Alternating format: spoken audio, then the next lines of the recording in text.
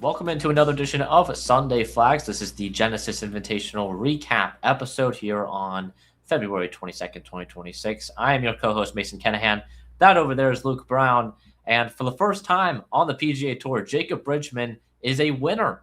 The 26-year-old American gets the job done, a guy who's kind of been flirting with the top 30, top 50 in OWGR over the last year, picks up his first PGA Tour victory here at Riviera and wins not only an event, but a signature event as well. So big time stuff from Bridgman.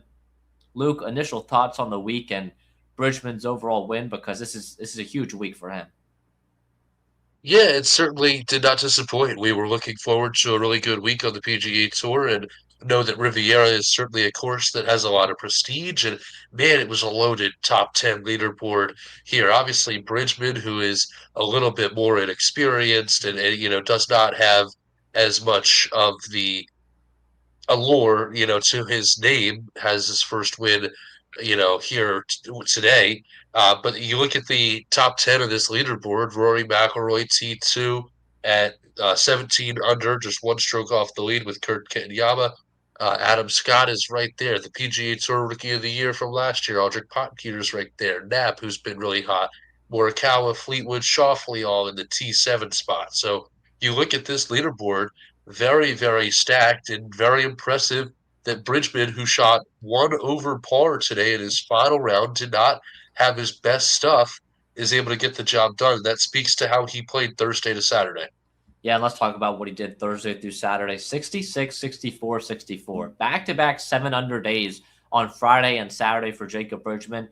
Bridgman had a 5 or 6 shot lead heading into today and ultimately came away with a one-shot victory where he had to make a pretty, pressure-heavy putt on the 72nd hole. I believe it was from 3 feet, but with Rory McIlroy on your back, who just knocked down a pretty long putt to potentially get into a playoff if Bridgman were to miss this, plus, Kurt Kitayama was right there as well.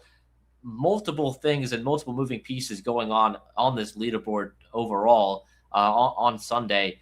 You had as well a bunch of guys in the top 10 kind of catapult themselves in there.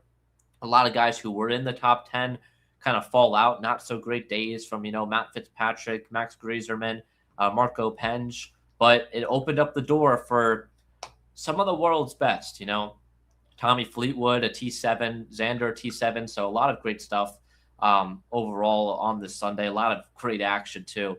But for Bridgman, before this week, his best finish on the PGA Tour was the Cognizant last year, a T2 for him there. And he has 3 other top 5 finishes. He, joined the tour back in 2024. This is his 3rd year on tour. 2023, he was on the Korn Ferry Tour. So for Bridgman, this is a pretty huge win. And once he kind of joined the tour, we saw a big gap, a big increase in his, OWGR rankings and his data golf rankings and all of that. And he kind of had another big jump from last season, early on in last season, and went around from 200 in OWGR up into the top 100. And now, after this win, he's currently 52nd in OWGR. He could potentially get into the top 30. Yeah, and that's something that we've been talking about for, I would say, like the last week and a half to a week, is that the jumps that we've seen in OWGR have been really, really impressive and kind of, you know, strong. Like it's just in terms of the magnitude of some of these pushes. Goddard obviously goes top 10 in the world after the strong start to the season that he had, and we anticipate that he's going to continue to have.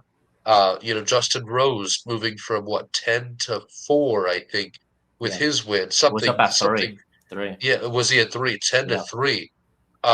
So these really, really strong pushes, and it's not necessarily a difference in the formula on OWGR. I think it's just the tightness of points between people that are not Scotty Scheffler. Like, Scotty obviously has that huge chokehold on the number 1 spot, but other than that, it's tighter than it's ever been, it feels like, in official World Golf rankings. If you're going to be a Jacob Bridgman, if you're going to be a Chris Goddard coming into this year, like, now is the time to do it. But you also have to play really good golf, and that's what Goddard did, and is probably going to continue to do, and that's what Bridgman did this weekend. Yeah, and Bridgman, again, is probably going to get himself a pretty big jump in the OWGR rankings. And, the week overall for him, really, really solid. First in strokes gained on approach, first in strokes gained putting. Again, today, it got a little sketchy at the end. He was 3 over in his last 15 holes, 3 bogeys, 1 on 4, 1 on 7, and then the 1 on 16. But he was able to pull it together on 18. And even though Rory, hit that long putt, and Rory was really close to, being in this playoff. You look at what he did on the 17th hole that he birdied. He had a bunker shot and he gets it to 18 inches, which if he knocked down that bunker shot, that would have been an eagle. He birdied the last, and he would have been an 18 under in a playoff. So it comes down to inches sometimes. And, Jacob Bridgeman got a little, you could say, lucky in the end here, but he was able to pull it together and win a pretty big event. So really, really impressive stuff from Bridgman, who is in, I believe he is in a majority of the events, like the signature events this year, I want to say. So he's I would already in it. imagine this win helps him a lot Yeah. too with getting in. And that's those are the Yeah. kind of the things that I really enjoy is that when a player wins on tour and he actually gains entry. Like we saw this in Hawaii with Goddard up. I don't remember exactly what tournaments he got into, but like, that's when it feels like we're really witnessing the start of somebody becoming a really good golfer is that when they win, they're getting into events. Whereas like, you know, pick a player out of the top 20 players in the world when they win a tournament, they've already been exempted into every tournament, as Mhm. many as they want to play. So those are always a lot of fun, and especially at Riviera, like this course is kind of designed for the big swingers, like Yeah. the name brand guys, and we see them succeed a lot on these courses, and they're obviously all going to gear up and play the Olympics here in 2028. For a guy like Bridgman to go out there and get it done is really exciting. Yeah, Bridgman, looking at his, data golf skill profile, he's definitely been, the putting has definitely been his strength over this time. And, what he was able to do, not only putting, but with his approach shots as well, is definitely the best golf he's played in his PGA Tour career so far. He's already exempted into the Masters, the U.S. Open, and the Open. He's on track to qualify for the PGA Championship, so expect to see him at all the majors this year. And he could be a name to watch. He's a young guy. He's going to get up there in the OWGR rankings. You never know.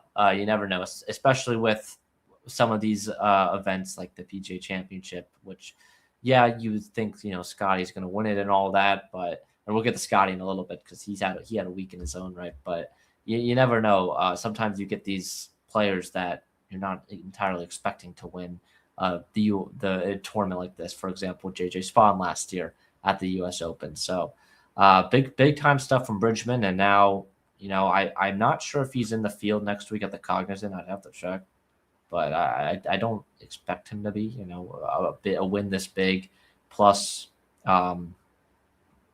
already exempted to a lot of stuff. I don't think he Yeah, is. I don't know. Yeah, He is not. I okay. He's not. So, oh wait, no, I was looking at the wrong thing. I don't think he is. No, he is. He is. Is that right? Wow. Yeah. Jacob Bridgman, by the way, first in the FedEx Cup. How about that? Yeah, He's 700 points. Well, that'll do it to you. well. He's Um, he's also gone off to a great start. T4, yeah, that's T13, true. T18, T8. So good Yeah, job. Yeah.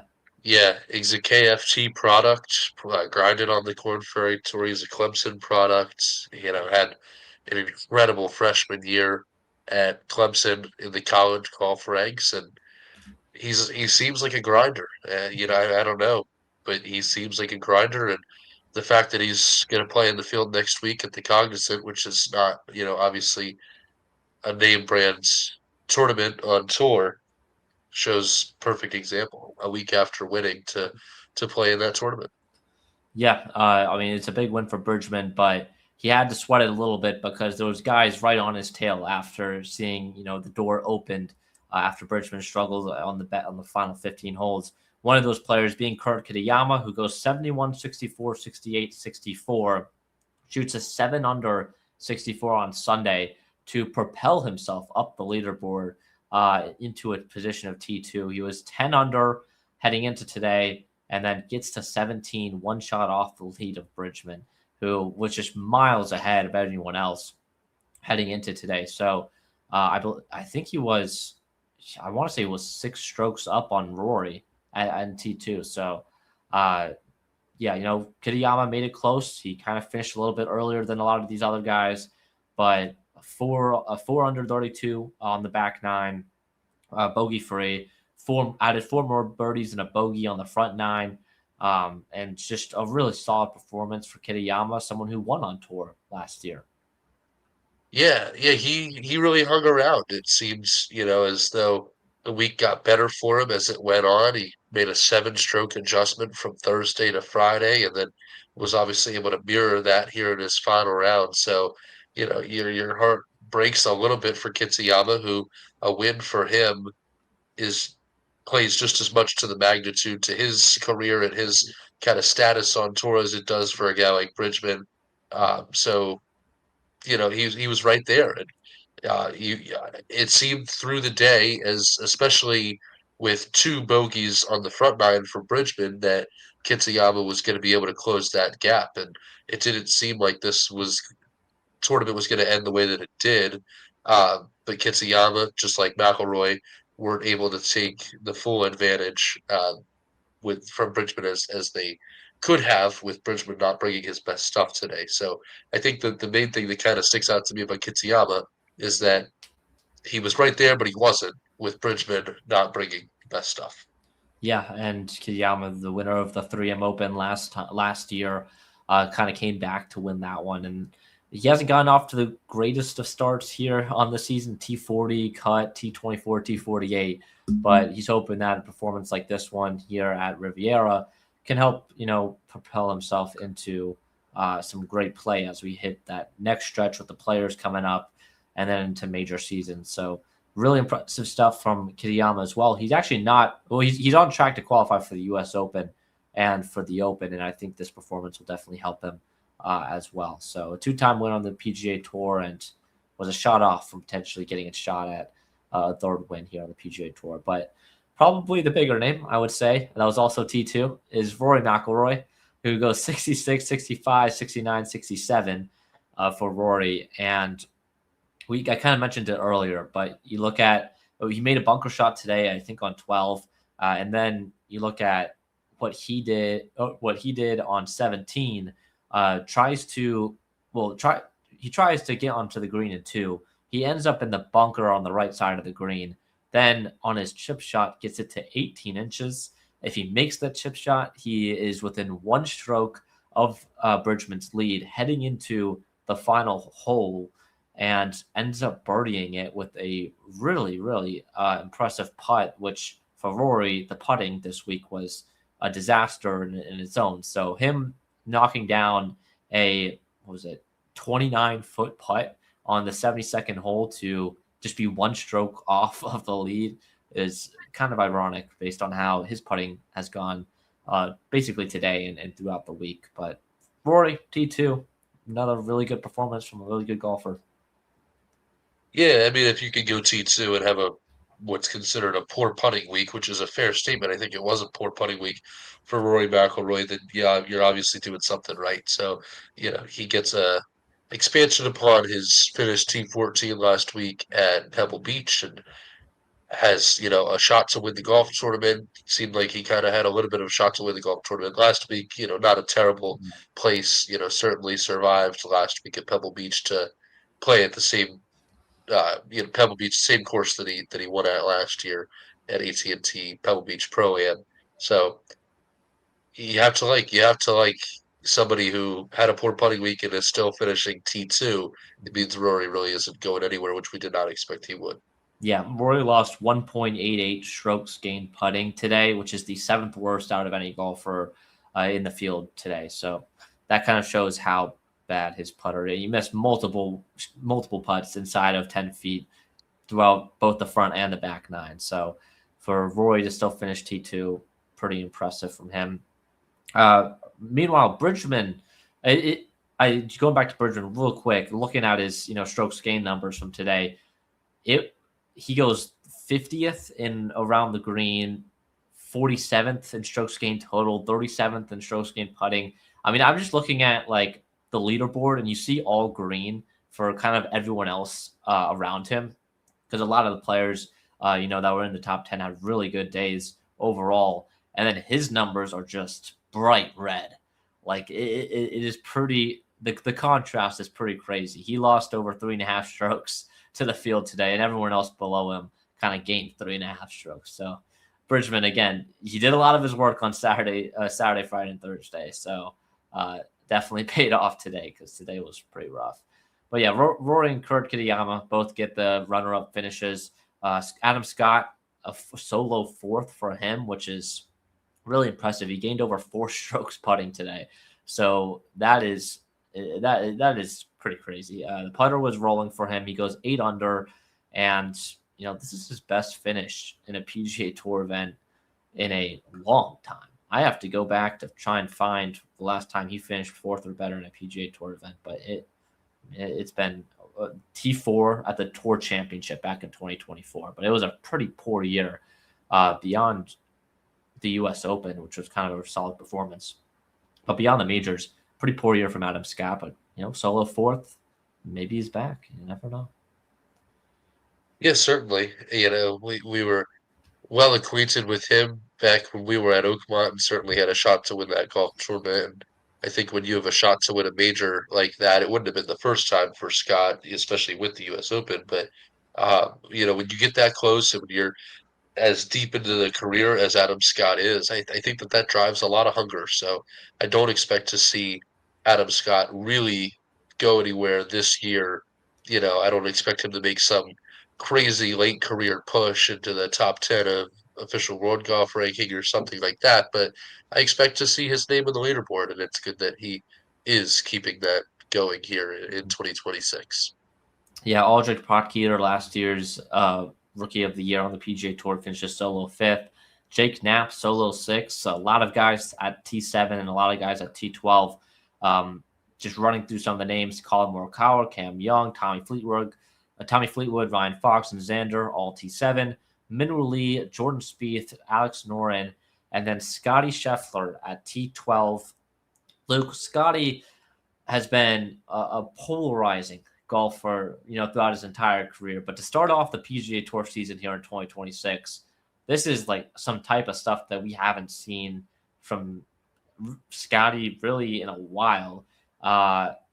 He on Thursdays this year is averaging his aggregate score by round over his last 3 starts.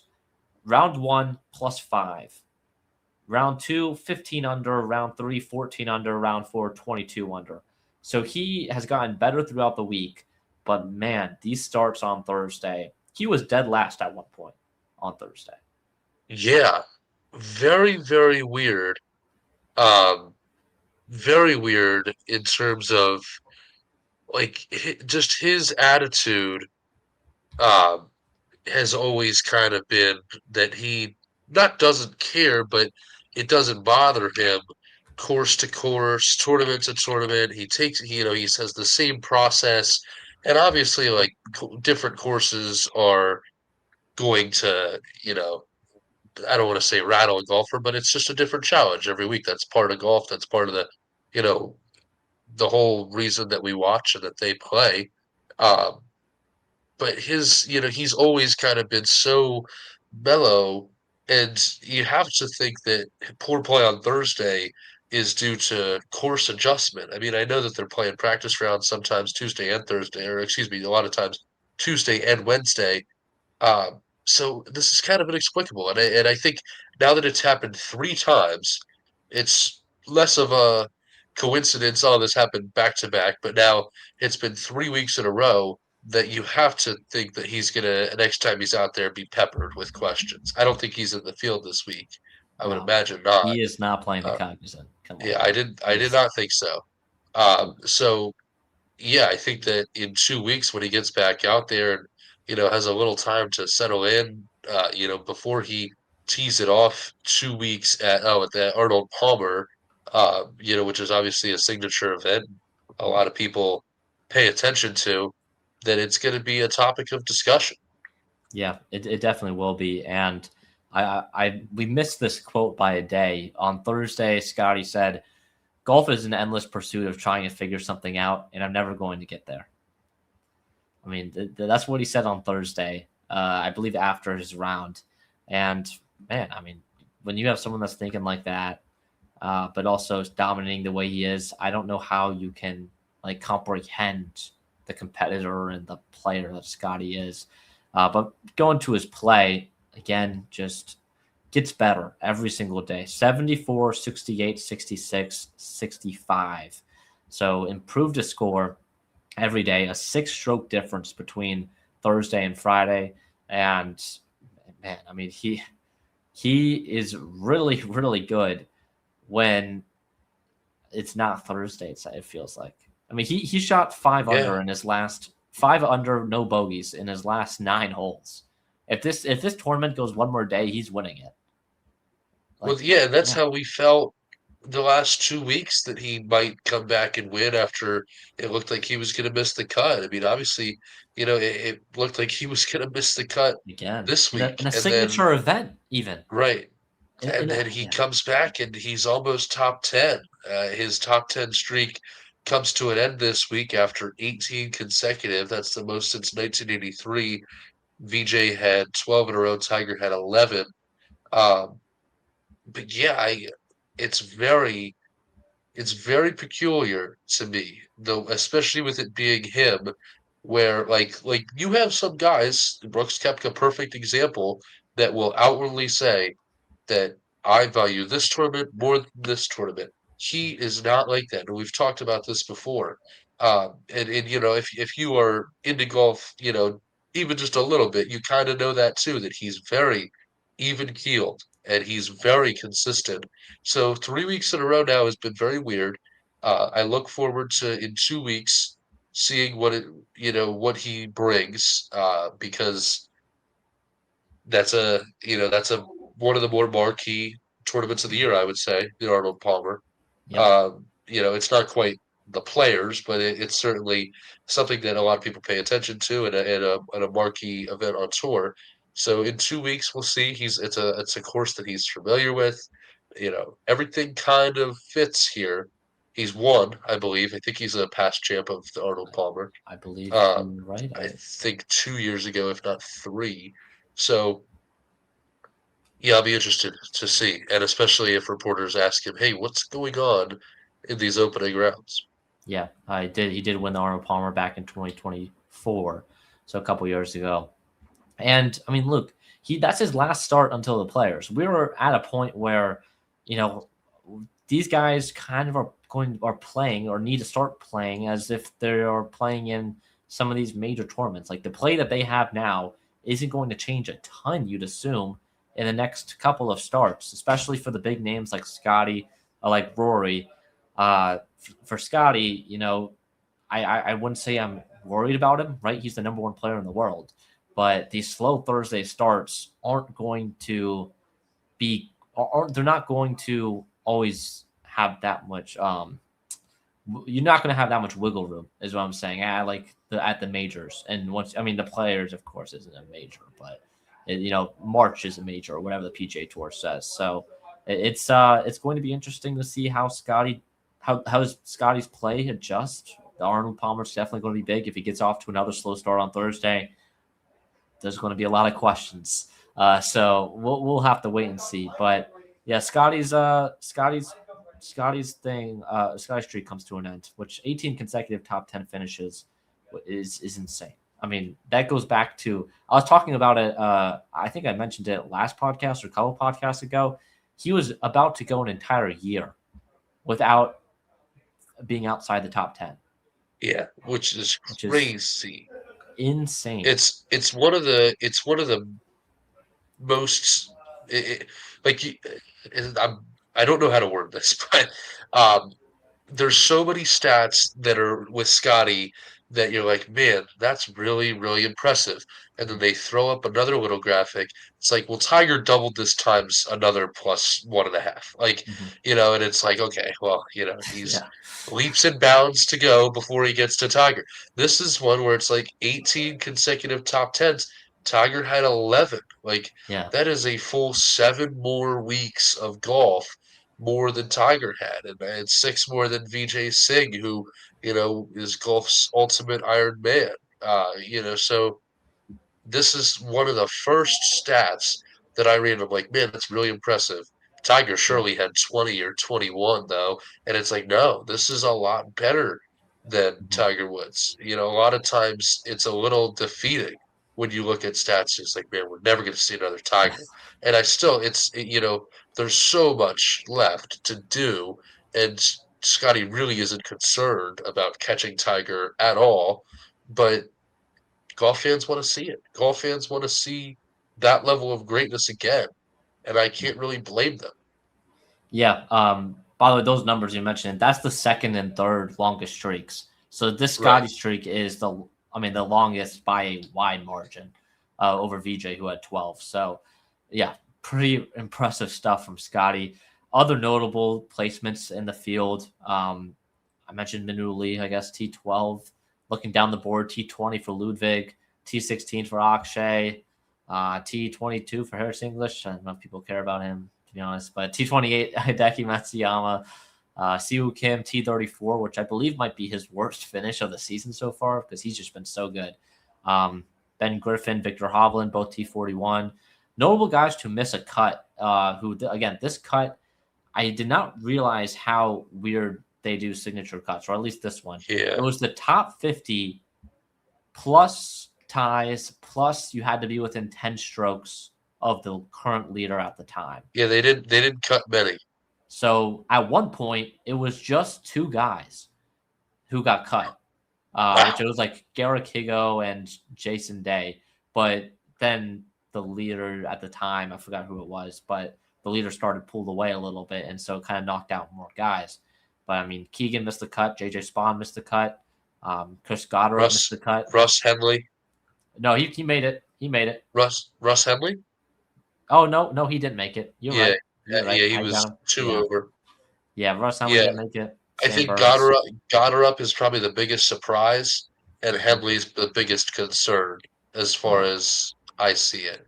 Henley entered the year top four. Was he 4 or 5? I think he was five. five. I think. Five. Top five in the world, missing a cut at a signature event, and then Goddard, who had such a promising start. We talked him up earlier. I Mhm. think that we will not be seeing him miss a lot. I don't think we make this a regular thing where he misses the cut. This is not going to be a weekly thing. I don't think, but uh, yeah, biggest surprise was Goddard. Biggest concern was Henley. Do we want to do the board Yeah, before we get touch on? I think that fits better than after we touch on two other pieces of golf news. So yeah. Here's the board from this week, Luke. Man, it's been rough for you. yeah, I I mean, I'm closing the gap a little bit. Nah, I you th- not this week. Not this no, week. I can not tell you not that. really, No. not really. Rico Uh, Hoey did not help you. He was one of re- the 15, 20 guys that were cut. yeah, One of the 20, 25 guys that were cut. So yeah. did I not help you.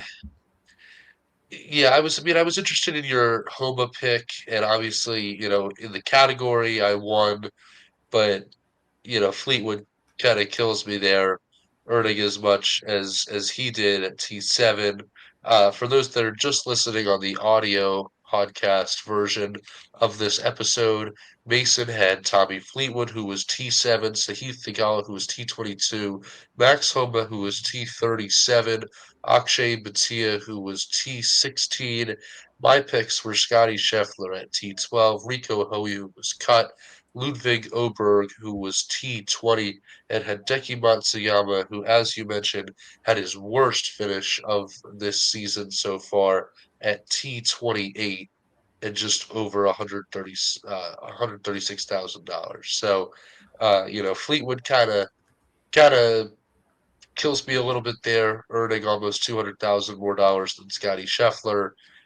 Akshay Bhatia earns almost over $200,000 or a little over 150 than Matsuyama.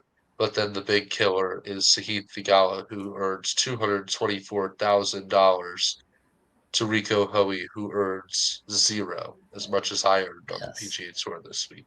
Yes. I want to shout out Shad2321 in our YouTube comment section from last week. He said he gave his picks, his top 50, not top 50 past winter one and done. His top 50 pick was Rory McIlroy. His not top 50 pick was Jacob Bridgeman. No way. I didn't even So see this. so he goes 1 and 2 for his top two. He also picked Hideki and Patrick Cantley as well. So, but man, he picked a winner before we did.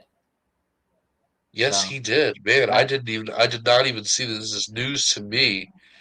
Great work, yeah, Sean 2321.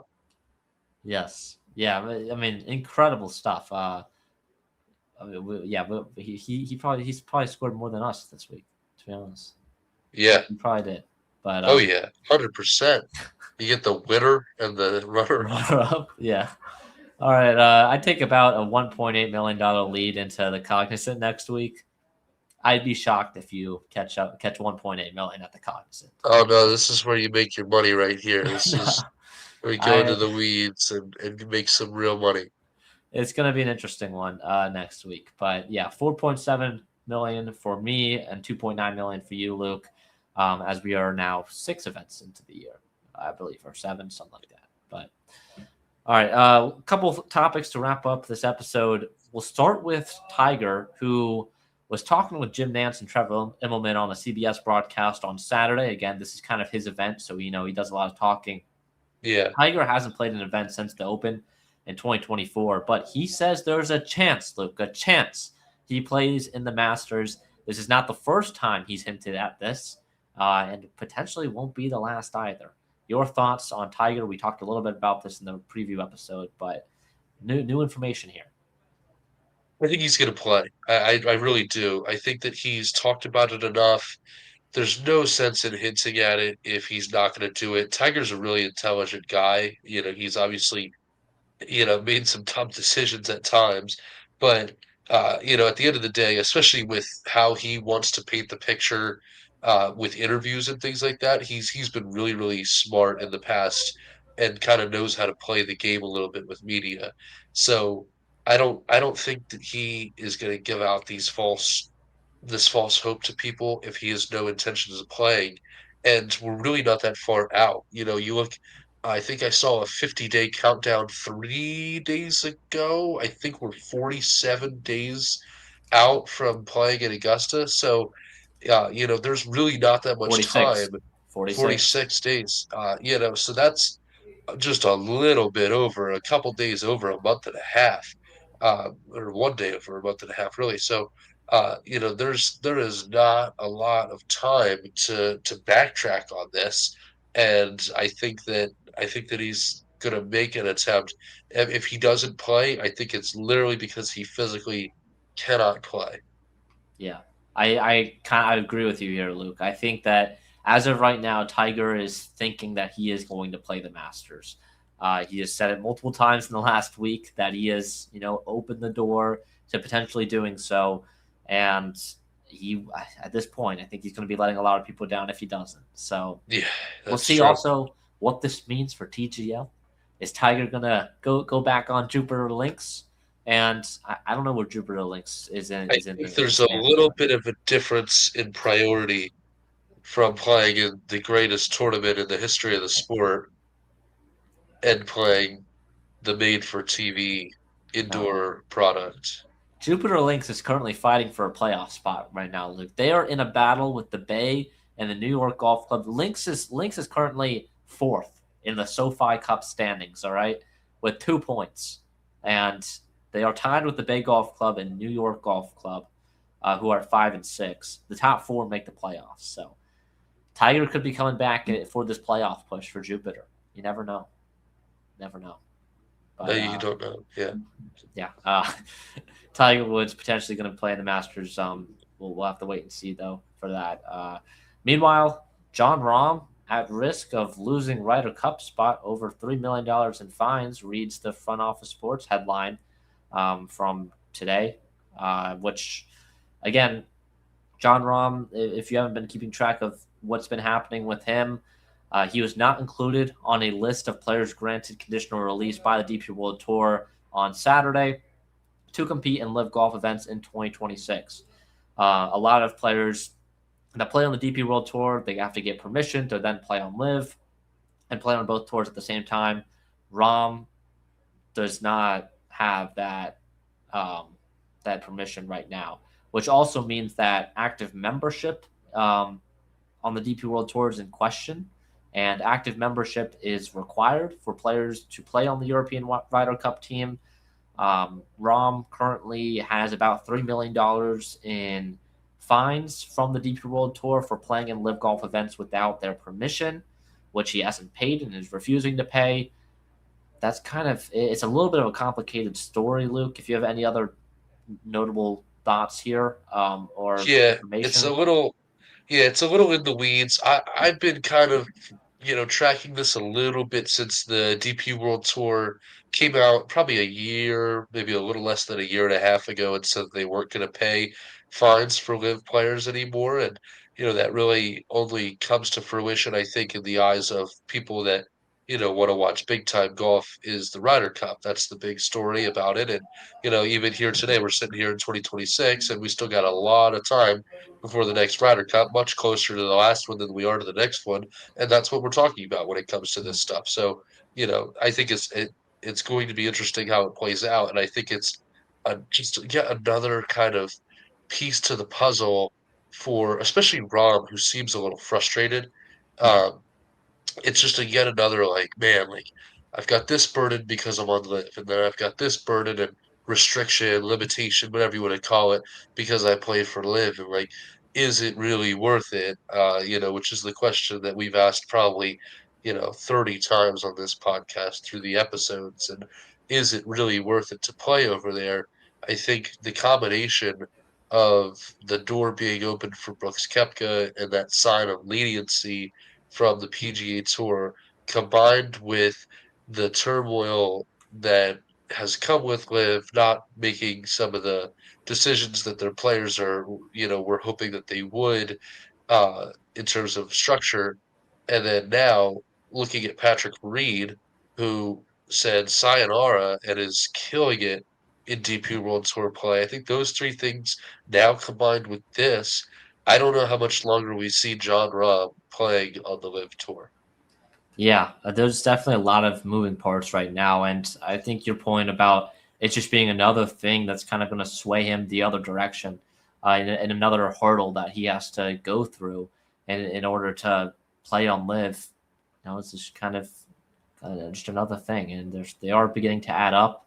Rom did not, of course, go into the returning members program, even though he was eligible. Of course, Brooks was the only player that did that. So he is on the Live Golf Tour for 2026, and we'll have to wait and see kind of what happens beyond that. But any final thoughts here before we wrap up this Sunday, February 22nd edition of Four No, Putts? other than, looking forward to seeing some of the guys that we are as well acquainted with next week, and we'll be back with you on Wednesday for a preview of the Cognizant Classic before we get into the Arnold Palmer Invitational in 2 weeks. You can follow along with our social media at Sunday Flags Pod on Instagram and X, as well as our website, sundayflags.substack.com. But to make it easy, all the links to all of that are in the description of this episode. Yeah, it's been a fun one, and yeah, looking at the Cognizant field next week. Oh boy, oh boy, that is something. It's going to be harder to pick a top 50 player, I think, than a It non-top it 50 player. will, yeah. Yes, it So will. yeah, I mean, looking at it now, there's like 8 options. So eight, but See it's what still, happens, it's yeah. still golf. It's still on the PGA Tour. There's still a lot of great Mhm. names, and we'll get into that on Tuesday night, Wednesday morning. But that'll wrap things up here on this edition of Sunday Flags. For Luke Brown, I've been your co-host Mason Kinnahan, and we'll see you next time.